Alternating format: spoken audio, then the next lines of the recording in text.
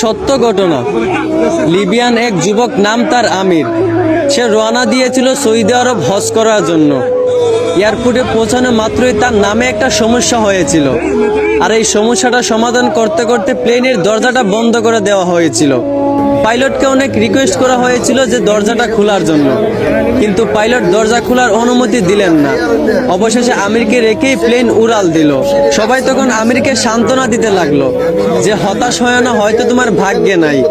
আমির তখন বলল, আমি হতাশ হই নাই, আমি মন থেকে খাঁটি নিয়ত করেছি, অবশ্যই আল্লাহ আমার এই আশা পূরণ করবেন। কিছুক্ষণ পর খবর আসলো যে প্লেনে একটা সমস্যা হয়েছে। আবারও প্লেনটা এয়ারপোর্টে ফিরে আসলো।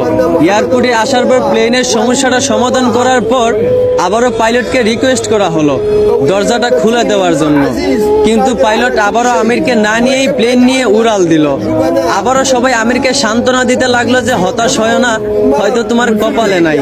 আমির আবার বলল, আমি মন থেকে খাঁটি নিয়ত করেছি, আমি হতাশ হইনি, আমি আল্লাহর উপর ভরসা রেখেছি, অবশ্যই আল্লাহ আমার মনের আশা পূরণ করবেন। কিছুক্ষণ পর আবার খবর আসলো প্লেনের মধ্যে আবারও একটা সমস্যা দেখা দিয়েছে। প্লেনটা আবারও এয়ারপোর্টে ফিরে আসলো। আবারও প্লেনটার সমস্যার সমাধান করার পর এবার পাইলট নিজেই বলল, আমির কোথায়, দরজা খুলে দাও। আমিরকে না নিয়ে আমি প্লেন নিয়ে উড়াল দিব না। তারপর প্লেনের দরজা খুলে আমিরকে প্লেনে উঠানো হলো। তারপর কোনো সমস্যা ছাড়াই প্লেন উড়াল দিয়া চলে গেল। পুরো বিশ্ব এই দৃশ্য দেখে অবাক হয়ে গেছিল।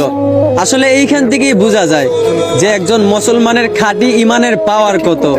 এইখান থেকেই বোঝা যায় যে আল্লাহর উপর ভরসা রাখলে অবশ্যই আল্লাহ সহায় থাকেন। আশা করি বুঝতে পারছেন। ধন্যবাদ।